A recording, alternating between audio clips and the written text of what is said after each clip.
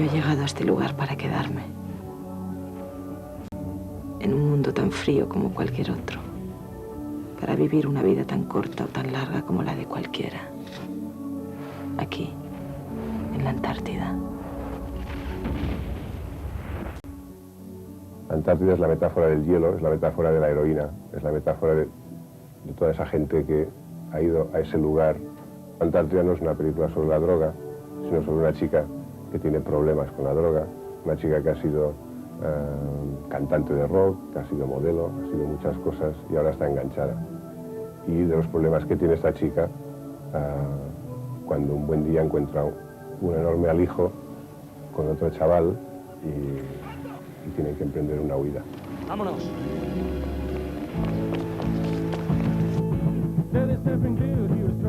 Manuel Buerga tiene 38 años y ha hecho prácticamente de todo en el mundo de la imagen.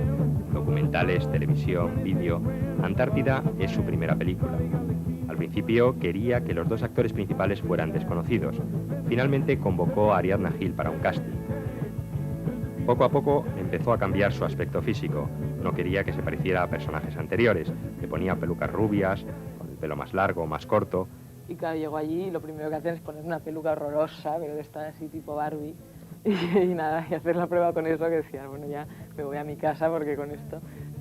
Nos basábamos un poco en el personaje de Eddie Sedgwick, que era una musa de aquellas que corrían por la Factory de Andy Warhol, que era una chica pues de familia muy rica, tipo Rockefeller, y que en fin, que acabó absolutamente desquiciada, ¿no? Y me ponía imágenes, ¿no? Pero cosas muy distintas. Y nada para copiar o para decir, tienes que ser así, pero cosas que a mí me pudieran servir, ¿no? Desde pasarme pues, el plano de Isabella Rossellini en Corazón Salvaje, ¿no? Como una imagen.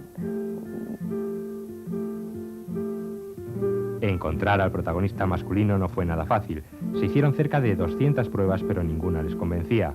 El tiempo se nos echaba encima y realmente tuvimos que darnos un ultimátum, es decir, o en cuestión de horas o de días aparece Rafa, o si no vamos a tener que utilizar alguno de los 200 que han pasado por el casting, ¿no? Y bueno, y apareció, yo diría que milagrosamente, ¿no? Carlos Fuentes Guillén, 22 de diciembre del 76. Carlos hizo 1, 2, 3 y 4 pruebas hasta que finalmente nos quedamos con él. Yo, claro, le dije a mi madre, oye, mira, para un casting de una película, un tío que me ha venido, que me ha dicho... Y ella me dijo que qué era eso, ¿no? Claro, lo mismo que me preguntaba yo, que quién es ese tío, qué quiere, qué es un casting, ¿no? Y bueno, lo que me dijo, entérate bien, infórmate bien, no vayas a ningún sitio sin que... Y yo, bueno, tenía un 90% de que no sabía qué era eso, ¿no? No sabía a lo que iba ni a dónde iba. Pero por eso fui y dije a 2 amiguetes, oye, por favor, acompañarme. ¿Pero cómo está esto? ¡Qué desorden! Me encanta este pueblo. Aquí empalma una fiesta con otra. Todo el mundo tiene unas ganas de ponerse a gusto.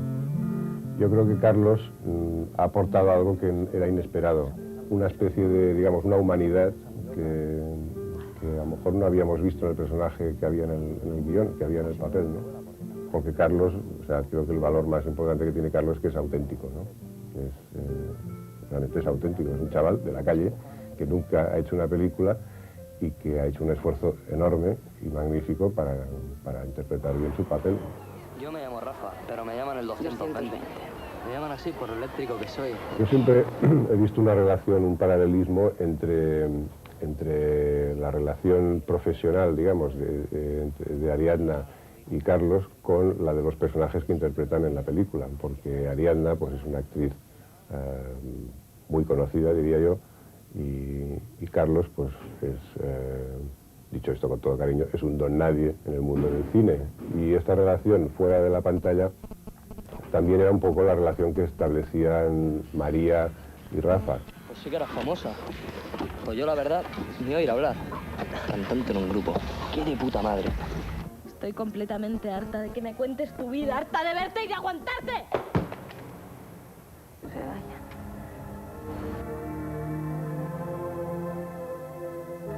Un respeto, tío. Que le saquen las manos de encima. Porque esa tía es mi novia. Hombre, Carlos se preparó mucho antes también, ¿no? Con Manel y con el ayudante de Manel, Jorge Deniz, también pues hicieron un trabajo de todo el guión y del personaje, de todo el guión y de aprenderse el guión. Claro, es alguien que no sabe cómo aprenderse un texto, que no lo ha hecho nunca, que no sabe qué hay que hacer ni cómo funciona un rodaje. Entonces todo esto, lo que pasa que quieras que no, hay cosas que de repente, pues eso, ¿no?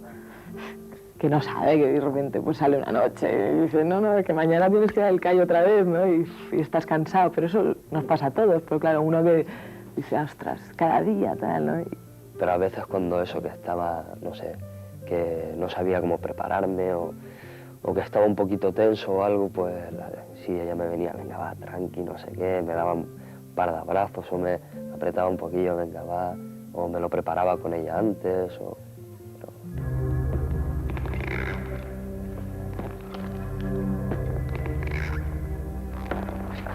Lo que quiero que pactemos a ver si llegamos a un acuerdo es la comisión por la custodia. Somos muchos en esto y sobre todo alguno de nuestros socios tiene un riesgo importante. No empiece apretándome, Velasco.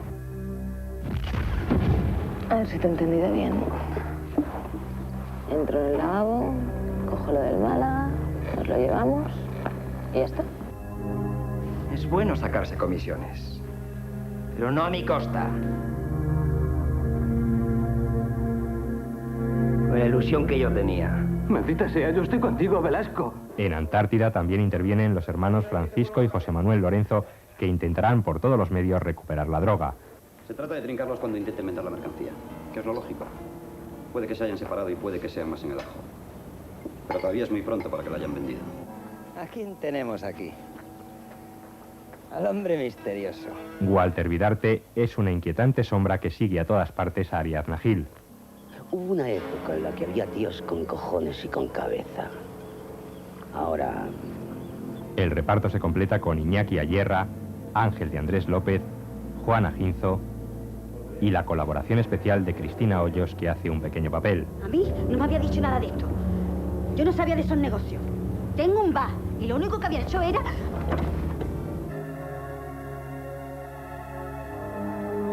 Yo me quise asegurar, por supuesto, que la película estuviese bien preparada. Y una de las mejores maneras para preparar bien una película es hacer una story. ¿Por qué? Porque eso te obliga, sin necesidad de grandes medios, o sea, simplemente con un papel y un lápiz, te obliga a pensar plano a plano la película. Trabajábamos prácticamente, bueno, todos los días nos encontrábamos y se discutía escena por escena. Entonces, según qué secuencias aportaba yo todo, según qué secuencias, sencillamente traducía literalmente lo que estaba previsto porque eran secuencias muy claras, ¿no? Entonces... Todo el equipo disponía no solo del guión, sino que disponía del story, que eso era como la Biblia, ¿no? Y ahí estaba todo muy claro, ¿no? Como el story estaba quedando francamente bien, esto me animó a ir un poco más lejos y a perfeccionar este trabajo de preparación de manera que fuese no solo útil a mí mismo, sino también al resto del equipo, ¿no?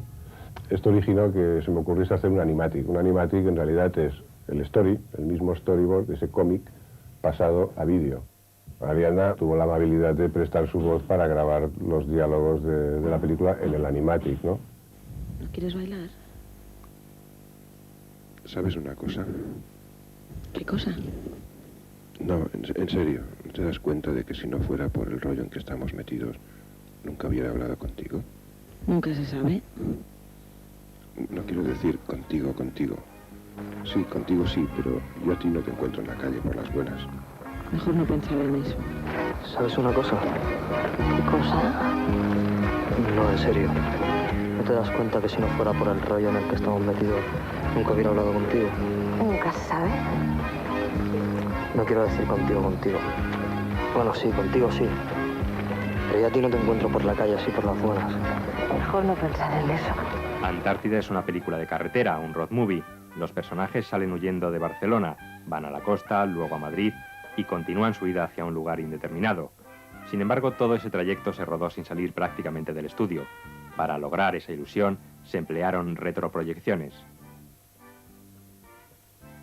Una de las cosas que más me ha gustado del cine clásico sobre todo, esos momentos en las películas en los que los personajes van en un coche y a través de las ventanas del coche se ve pasar el paisaje y tú sabes que eso está rodado en un estudio. A mí eso me fascina y me parece que es algo muy, muy propio del cine y por tanto es algo que a mí me había apetecido hacer siempre en una película y en Antártida he podido hacerlo. El coche quieto, ¿no? Y te estás moviendo el coche y una proyección pasando con una moto, quietos los dos ahí, haciendo como con un ventilador inmenso delante y tú haciendo fuerza ahí como si estuvieras conduciendo y luego una persona moviendo la moto, ¿no? Bueno, lo típico que uno siempre ha pensado, ¿no? En las películas americanas sobre todo, ¿no? Que lo ves y mira, están parados y son esas cosas que siempre... Bueno, que es el cine, ¿no? Que el cine es mentira casi todo, a pesar que lo hagas en el sitio y tal, pues bueno, esto ya es el límite, es hacerlo todo totalmente sin sentido, pero que da igual, porque lo importante es el resultado, ¿no? Yo siempre decía que un pretexto, una excusa para utilizar las retroproyecciones era que Rafa y María estaban literalmente separados de la realidad o separados del mundo, ¿no? Y las retroproyecciones ofrece exactamente esta impresión, ¿no? Que hay algo como artificial, hay como un fondo y un primer término que están como distantes, ¿no? Antártida ha tenido un presupuesto de unos 300 millones de pesetas y se rodó casi íntegramente en Portugal en el verano de 1994 durante 8 semanas. Para la película se necesitaban crear exteriores que no existían, como la discoteca de la playa. Para ello se emplearon matte painting. Matte painting literalmente se podría traducir como una pintura enmascarada, ¿no? Eso quiere decir que tú, por ejemplo, ruedas una imagen, un plano normal en el puerto de Lisboa y meseta la técnica del matte painting, ese puerto de Lisboa se convierte en el puerto de Barcelona. Otras veces para crear un paisaje pretendidamente incluso irreal, es decir, un poco fantasioso, un poco onírico, etcétera, que es el caso de la casa de la abuela. Es decir, la casa de la abuela era una casa que encontramos en las afueras de Lisboa, pero el paisaje no era especialmente atractivo. Entonces, aquí una vez más, pues se cubre, se tapa todo lo que no interesa de esa imagen y se pinta lo que uno quiere que sea esa imagen, ¿no? Una de las escenas más espectaculares del rodaje de Antártida fue el accidente del coche que cae al río. La voiture arrive de là-bas avec un maximum de vitesse et elle va faire un bond de à peu près 15 mètres de longueur. Et quand elle sera dans l'eau, elle doit s'immerger le plus rapidement possible. C'est pour ça qu'on a fait donc les trous à l'intérieur.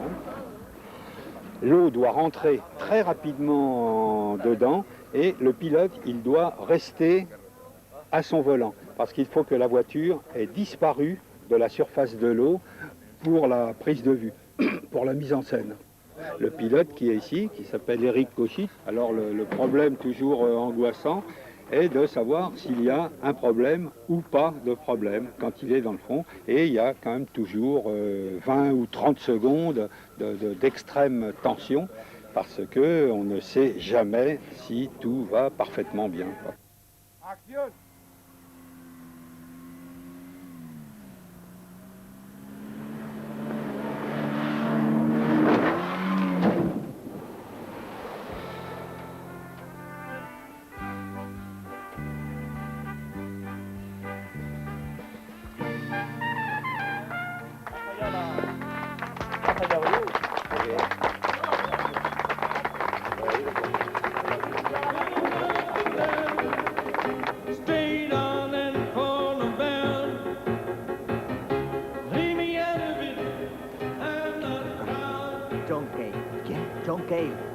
John Cale fue miembro de la mítica Velvet Underground, que es una banda que nació a finales de los años 60, apadrinada por Andy Warhol. Y bueno, en esa banda pues estaba Lou Reed, estaba Nico, etc. Y Cale era uno de los elementos, pues desde mi punto de vista, vamos, fundacionales y básicos de esa banda y de ese sonido, ¿no? Entonces, en el año 73, John Cale escribió una canción que se llamaba La Antártida empieza aquí. Ese era un pretexto venido a dedo para titular la película así, porque esa canción hablaba sobre el declive de una estrella, ¿no? Y Y tanto esa historia como la melodía de esa canción creo que, bueno, que nos servía perfectamente para dar con el color de la película y con lo que queríamos expresar, ¿no? Con esa melancolía y esa tristeza, ¿no?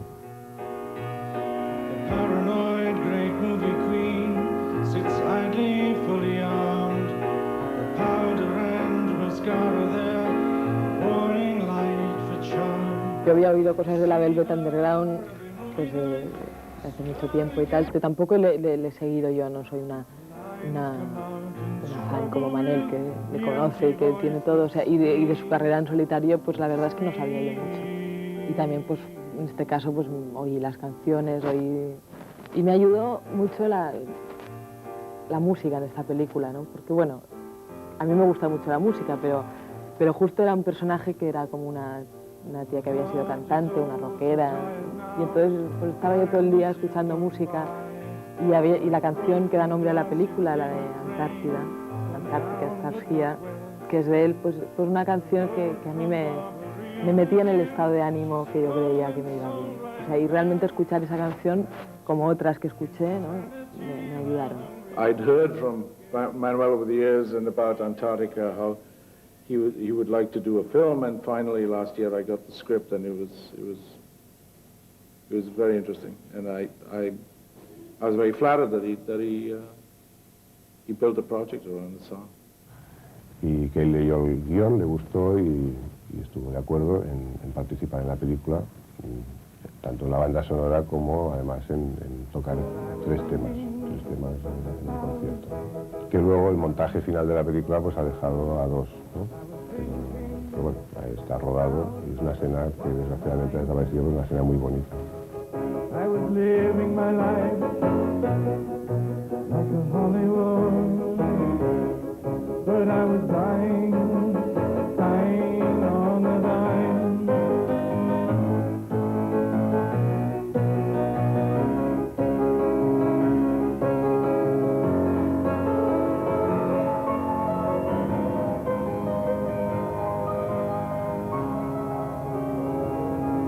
El rodaje de Antártida terminó a principios de septiembre de 1994.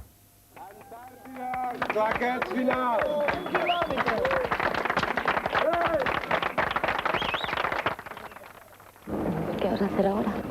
Esconder el marrón una temporada y luego ya veré, no sé.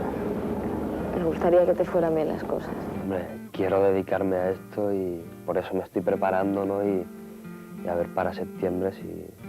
Al final fue trágico, todos nos van de abrazos, pero bueno, que son cosas que a veces pasan y no pasan siempre, ¿no? Y cuando pasan, pues quiere decir que al menos ahí ha pasado algo, ¿no? Cualquier película es la búsqueda de un estilo, ¿no?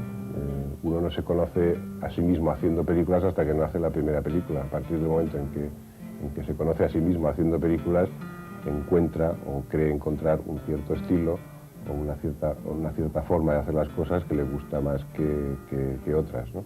En el fondo lo que uno busca es llegar lo más profundamente al espectador y de la manera más honesta, ¿no? También, es decir, narrar, comunicar y llegar a transmitir al espectador todas las emociones que uno quiere trasladarle, ¿no?